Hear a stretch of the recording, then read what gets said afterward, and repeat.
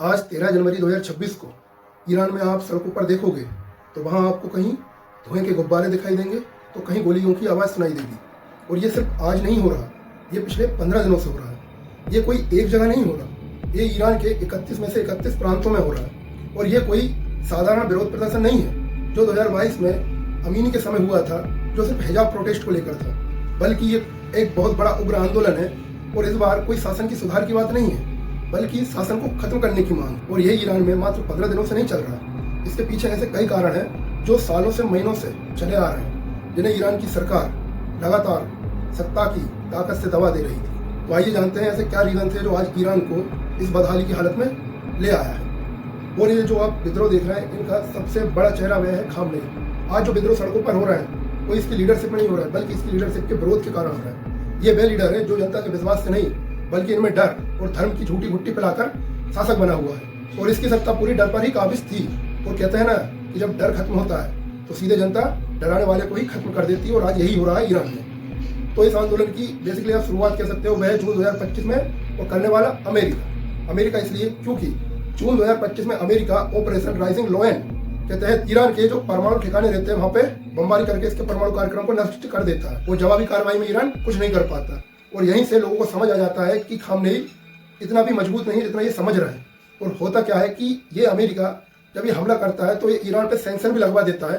और जब ईरान पे सैंक्शन लगते हैं ना, तो आपको पता ही है कि क्या होता है। जैसा आज रसिया की हालत है वैसे ही ईरान की हो जाती है। हालांकि रसिया तो अपने स्तर पर बहुत अच्छा है, पर ईरान में क्या होता है कि इसकी पूरी इकोनॉमी पेट्रोल और डीजल पर टिकी हुई है।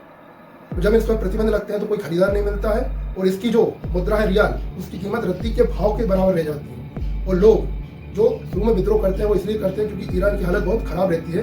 और ये जो विद्रोह होते हैं वे मसाद शहर में छोटे मोटे स्तर पर होते हैं। पर कहते हैं ना कि जब इंसान सत्ता पर काबिज है, वो भी तानाशाही के रूप में, तो वह जनता का दर्द नहीं समझता। ये क्या करता है, खामनेई उन पर लाठीचार्ज करवा देता है जो आंदोलन कर रहे थे। और ये लाठीचार्ज आप मानोगे नहीं, यही पूरे ईरान में इस तरह आग से भी तेज फैल जाते हैं। और धीरे धीरे इनके जो और छोटे छोटे मुद्दे थे जो पहले चले आ रहे थे, वे सब एक करके वह मुद्दे सब एक होके जनता को सड़कों पर ले आते हैं। और सड़कों पर ही नहीं, भयंकर विद्रोह को जन्म दे देते हैं। 28 दिसंबर 2025 को जो आंदोलन आर्थिक तंगी के कारण हुआ था, अब वही आंदोलन 2 जनवरी 2026 को एक नए रूप में आता है। यहाँ पे नारे कोई इकोनॉमिक क्राइसिस के नहीं लगाए जाते, बल्कि यहाँ पे नारों का एक अलग ही रूप देखने को मिलता है। वह डेथ ऑफ खामनेई।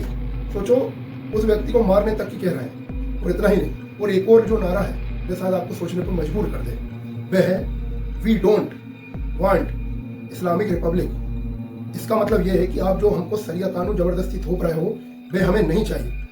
ये जो विद्रोह हो रहे थे पहले तो हिजाब को लेकर हो रहे थे जो महिलाएं कर रही थी, पर इकोनॉमिक क्राइसिस, अमेरिका की बमबारी और भी जो छोटे छोटे हालात थे ना, वो इस तरह संगठित हुए कि आज पूरा व्यक्ति ईरान का सिर्फ खामनेई की मौत चाहता है और कुछ नहीं।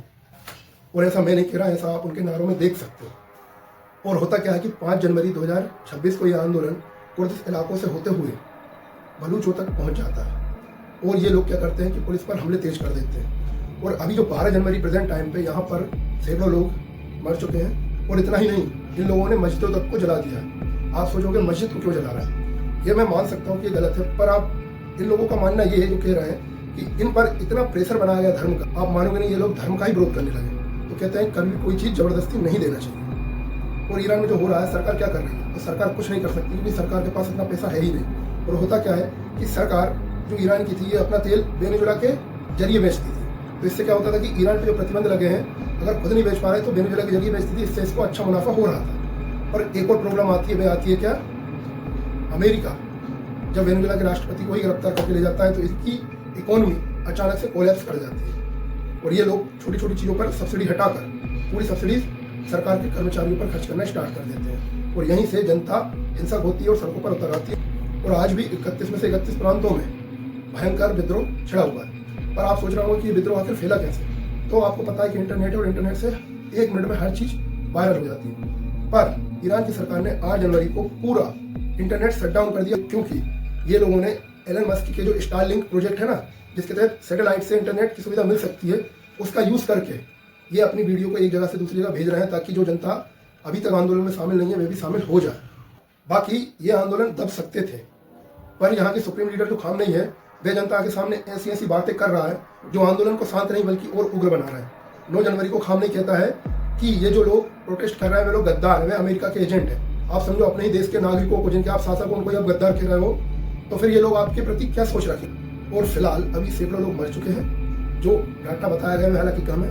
5 से 10 हज़ार लोग अभी जेल में बंदी हैं और अभी भी लगातार प्रोटेस्ट चल रहा है और मस्जिदों को भी आग लगाई जा रही है। बाकी ईरान में अभी तो ये ट्रेलर है, अगर सरकार अभी सही से नहीं समझ पाई इनको, तो आप देखना कि एक सिविल वार होगी और जिस तरह सीरिया में सिविल वार देखने को मिला है वैसे ईरान में देखने को मिलेगा। बाकी कहने के लिए तो बहुत कुछ है, पर मैं धीरे धीरे इसको और अपडेट करते जाऊँगा, आपको बताते रहूँगा। बाकी आपको ये वीडियो कैसे लगी, आपको क्या लगता है कि ईरान की सरकार इनको टेकल कर पाएगी या नहीं। मुझे तो पर्सनली ये लगता है कि अगर ईरान की सरकार ईरान की जनता हित में कुछ करना चाहती है तो वे वहाँ पर लोकतंत्र स्टेब्लिश करें और महिलाओं को पूरे अधिकार दें। और इतना ही नहीं, ये जो प्रतिबंध लगे हैं इनको हटाने का प्रयास करें। बाकी अगर आपको वीडियो सही लगी हो तो कमेंट करके बताना, वीडियो को लाइक कर देना, चैनल को सब्सक्राइब कर देना। जानकारी अभी इतनी नहीं है, पर मैं इसमें और धीरे धीरे रिसर्च करके आपके सामने लाऊंगा। धन्यवाद।